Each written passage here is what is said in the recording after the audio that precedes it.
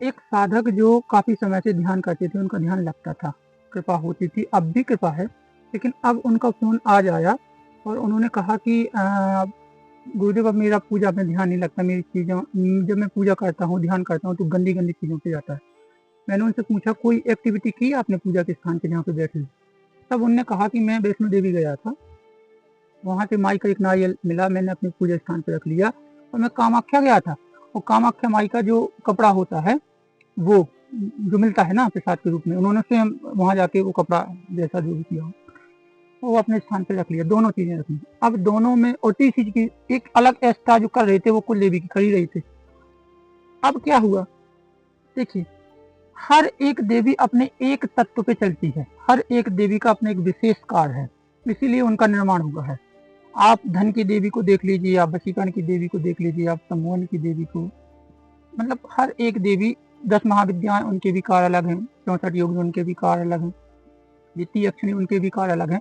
तो कार्य अलग होने का मतलब ये है कि वो उस तत्व पे कार्य करेगी। जैसे कामाख्या देवी है, कामाख्या देवी वशीकरण की देवी क्यों है, तंत्र की देवी क्यों है? क्योंकि तंत्र का मूल स्तंभ ही हमारी वासनाएं हैं। हमारा जितना भी मेन स्ट्रक्चर, जैसे नी में प्ले डालती हो ना, प्ले नी की जड़ से जुड़ा होता है, तो वो नी कामाख्या है। आप कल्पना करके देखो कि आपने किसी पे वशीकरण कराया, आपने करने की सोची, क्यों करोगे भाई आप? वासनाएं ही तो महत्वपूर्ण है भाई। या तो तुम पुरुष हो तो स्त्री पे करोगे, स्त्री तो पुरुष पे करोगे, तो है तो किस लिए करोगे? आप किसी को मारोगे किस लिए मारोगे? आप किसी को बंदिश करो किस लिए करोगे? मेन स्तंभ जितनी सारी चीजें हैं वासनाओं से संबंध, यानी मूलाधार चक्र जो हमारा मेन जनन केंद्र है उससे संबंध, उसकी जो देवी प्रधान देवी है वो है कामाख्या माई, योनि तंत्र की देवी। अब यहाँ सवाल ये आता है कि इन्होंने अपने पूजा स्थान पे वो एनर्जी गए होंगे, प्रार्थना की होगी, विनती की होगी, वो कपड़ा, तो कपड़ा में कुछ तो तत्व है, कुछ तो एनर्जी है। अरे भाई, ये कुत्ता भी अगर आप कहीं पे चल जाओ, निकल जाओ, तो वो कुत्ता हमसे जो छूटी हुई एनर्जी उसको ग्रहण करके कहीं भी आप जाओ तो पहचान लेगा। तो हमारी बॉडी से जब एनर्जी इतनी निकल सकती है या कंटिन्यूटी फ्लो होती है, तो क्या जहाँ पे वो देवी का शक्तिपीठ है वहाँ एनर्जी नहीं होगी? होगी। तो वो एनर्जी का आप एक स्रोत लेके आओ, मेन स्रोत, तो उसमें क्या एनर्जी नहीं होगी? तो वो एनर्जी जब जहाँ रखेगी तो वो कार्य नहीं करेगी। भाई जिस चीज की है तो वो कार्य करेगी ना। यहाँ वैष्णो देवी को लेते हैं, मैया वो भी एक है, देवी सब एक है लेकिन कार्य अलग अलग, अलग अलग तत्वों की देवी है। वैष्णो देवी एक योगिनी है, उनका कार्य एक अलग है, वो भक्तन है, वो आज भी ध्यान तपस्या में बैठ के किसी का इंतजार कर रही है। तो जब आप उनसे जुड़ोगे, माना कि एक एमबीबीएस डॉक्टर सर पूरे शरीर का डॉक्टर होता है, लेकिन एमएस जो एक स्पेशलिस्ट होता है, जैसे कोई कान का डॉक्टर हुआ तो कान की जानकारी उसे याद रखे। एमबीबीएस तो की है उसने, इसलिए पूरी बॉडी की नॉलेज है, लेकिन एमएस होने की वजह से स्पेशलिस्ट हो चुका इसी एक चीज का। इसी तरीका से सारी देवियां सारा कार्य कर सकती हैं, लेकिन जो मेन तत्व है उनका, जिस तत्व पे वो कार्य करती हैं, वो उनका प्रधान होता है।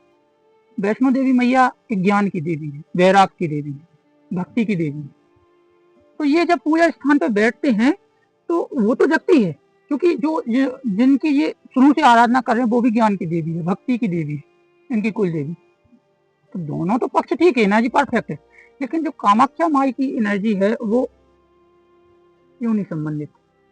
अब यहाँ सवाल आपके दिमाग में एक होगा कि क्या कभी कोई माँ ऐसा कार्य कर सकती है कि किसी बच्चे को, किसी अपने लाल को भयभीत करे, ध्यान भंग करे या उनके अंदर ये चीज डाले गंदी संदेश टाइप? नहीं, कभी नहीं हो सकता। वो क्यों करेगी? अब सवाल ये है कि अगर वो नहीं करी तो कर कौन रहा? मान लीजिए कि आपका ध्यान अब भटकना क्यों स्टार्ट हो गया, ये मूल विषय या मूल प्रश्न है। जब हम वहां से कोई चीज लाए या उस संबंधित चीज लाए, तो माना कि कामाख्या माई नहीं आई, पर कोई तो है, कोई, जैसे एक राजा किसी ध्वज को या कोई भी चीज अपना एक अंक, पहले देखे होंगे राजा महाराजा जब अश्वमेध यज्ञ करते थे तो वो अपना झंडा जिसपे फहराते थे या पूरी जगह जगह ले जाते थे, तो उसके साथ झंडा नहीं होता था, कुछ सारथी या कुछ और भी लोग होते थे जो झंडा को पकड़ के चलते थे। इसी प्रकार से कामाख्या माई एक तंत्र अलग है, तो उसकी जो शक्तियां, जो एनर्जी आएगी, वो एनर्जी मूल सिद्धांत पे कार्य करेगी।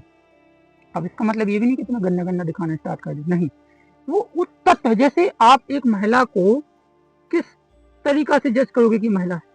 भाई जैसे ही आप देखोगे तो उसके बॉडी का जो स्ट्रक्चर है, जो महिला है, जिसकी वजह से महिला की पहचान है, क्या आपके अंदर वो फीलिंग नहीं आएगी? डेफिनेटली आएगी। अब दूसरा पहलू ये है कि उस महिला को तुम क्या मान रही हो? भाई महिला तो सभी है, माँ भी है, बहन भी है, कुछ भी है, सब। तो जो महिला है वो तो तत्व आपके अंदर, जैसे फेस देखोगे वैसे ही पता लग जाएगा कि महिला किस वजह से है महिला। लेकिन अब तुम क्या उसे मान रहे हो? तुमने बहन मान लिया, तो बहन के रूप में वो कार्य करेगी, आपको राखी बांधी, सब कुछ उसके अंदर जो एक है ना, वो विपरीत हो जाएगा। तो इसी तरीका से एनर्जी लाइट है, उसको तुम किसी से, अपने घर में जो लाइट आती है कोई पकड़ ले, या तुम किसी को मारना चाहो तो वो मर जाएगा उस लाइट से। लेकिन अगर उसी लाइट से अगर आप खाना बनाओगे तो खाना ही बन जाएगा, जीवन भी मिलेगा उससे। तो ये एनर्जी का जो मूल स्वरूप है, जो मूल सिद्धांत है, प्रारंभिक स्थिति में वो वही कार्य करेंगे। इसके बाद अगर आप में क्षमता है, आप में ताकत है, आप ध्यानी हो, आप कर सकते हो, तो उसके मूल स्वरूप को परिवर्तित करके किसी अदर कार्य में लगा सकते हो। यही कामाख्या देवी माई आपको उसी कपड़े से, उसी चीज से, वासनाओं से दूर रख सकती है, क्योंकि वो उसकी देवी है। उसमें अगर लिप्त कर सकती है तो दूर भी रख सकती है। आपके ऊपर वासनाएं कभी हावी नहीं हुई, ये भी कामाख्या तंत्र। तो ये उन जो हैं साधक, उन्होंने अपने पूजा स्थान पे कई प्रकार की एनर्जी एकत्रित करने की वजह से उनका उच्चाटन हो रहा है, मानसिक उच्चाटन हो रहा है। जब वो ध्यान करते हैं तो वहां पे जो बिखरी हुई एनर्जी है, जिसका आह्वान करते हैं, तो वो आता तो है, लेकिन बीच में कई प्रकार की और एनर्जी, जैसे आप अपने स्थान पे खूब सारी धूप जला दीजिए, अच्छे से सेंट रख दीजिए, सब कुछ रख दीजिए, लेकिन अगर वहीं पे कोई गंदा सा एक कीड़ा डला हो, माना कि 10 है तुमने धूप जला ली, लेकिन अगर उसी स्थान पे कोई गंदा कीड़ा मरा हो, उसकी सड़ान आ रही हो, तो वो भी आपको आएगी, खुशबू भी आएगी, लेकिन कहीं कहीं जब जब उसकी वो बदबू आएगी, आपका मन विचलित हो जाएगा, माना कि तुम 10 अगरबत्ती लगाए रहती हो। तो इसी प्रकार से एनर्जी होती है। अगर आपने इन एनर्जियों का तालमेल अपने पूजा स्थान पे सही से नहीं किया, तो आपका मन, आपका ध्यान, आपका कार्य हो सकता है विघ्न आता रहे, आप वो कार्य ना कर पाओ जिसके लिए आप बैठे हो। अब सवाल यहाँ ये है कि एक और आता है कि क्या हम सब, जब देवियां एक हैं, तो क्यों हम अलग अलग भेद कर रहे हैं? भाई सब तो देवियां एक ही का रूप है, एक ही स्वरूप है, सब माँ है, सब कुछ है, तो क्यों हम? भाई एक सीधी सी बात है, अगर इनके माना कि रूप तो हमने देखा नहीं ना, आपने देखा कैसे है, जिस रूप में मानो उस रूप में आएंगे, पर तत्व तो इनके अलग अलग, ये अलग अलग चीजों पे कार्य करती हैं। एक व्यक्ति को अगर मान लीजिए कि विवाद, जमीनी विवाद चल रहा है, या एक व्यक्ति की पत्नी पति से लड़ रही है, बहुत ज्यादा लड़ रही है, कुछ उल्टा सीधा चल रहा है पति पत्नियों में। अब कोई कहे कि वो किसी साधु के पास जाए और साधु से कहे कि भगवान इसका निदान, और साधु उसको, भाई वो हनुमान जी का भक्त है साधु, तो वो क्या करे कि उनको कहे कि तुम हनुमान चालीसा पढ़ो, तो क्या ये पॉसिबल है? यहाँ महिलाओं का संबंध है और यहाँ हनुमान जी, विपरीत नहीं। हालांकि हनुमान जी सारे साबर मंत्रों में वशीकरण का कार्य करते हैं, लेकिन यहाँ तो विपरीत है ना। ये एनर्जी महिला विरोधी है। विरोधी का मतलब ऐसा है कि महिलाओं से दूर रहती है, और आप प्रयोग कर रहे हो किस पे? महिला पे ही। तो ये थोड़ा अजीब नहीं लगता? कैसे कार्य होगा? होगा तो बहुत समय ले लेगा। जब तुम्हारी निष्ठा, आपकी धैर्यता, आपका संयम, आपका विवेक, आपका विश्वास एकदम दृढ़ होगा, तब वो कार्य करेगा। लेकिन इसके विपरीत अगर वही महिलाओं के संबंधित एनर्जी का आप आह्वान करो, मंत्र जाप करो, तो किसके लिए कर रहे हो? महिला के लिए। तो ये तर्क संगत है, जल्दी कार्य करेंगे। कई एनर्जियां ऐसी हैं, कई देवता हैं, कई ऐसी माएँ हैं तो ये कार्य करती हैं। तो मेरे कहने का मतलब यही है कि देवता की प्रकृति, देवता का कार्य, उस कार्य से उत्पन्न होने वाली एनर्जी, और फिर तुम किस कार्य में उसे लगा रहे हो, वो कार्य, तीनों चीजों का जब तुम सर्कल बनाओगे, तब आपकी एनर्जी यथा उचित कार्य करना स्टार्ट करेगी। तो वो साधक, आई थिंक मेरी उनसे बात हुई है, और बात करने के बाद ही मैंने ये वीडियो रिकॉर्ड करा। आपको जानकारी जैसी लगी, अच्छी लगी, बुरी लगी, कृपया करके लाइक कमेंट जरूर कीजिए, और एक बार चेक जरूर कीजिए कि आप जिस स्थान पे रह रहे हो, उस स्थान पे कितने प्रकार की आप एक्टिविटी का एक संयोजन करके रखें, और उसी एक्टिविटी की वजह से आप कहाँ तक पूजा में ध्यान लगा पा रहे, आपका ध्यान लग रहा है, आपके कार्य बन रहे हैं, अंतर नहीं बन रहे।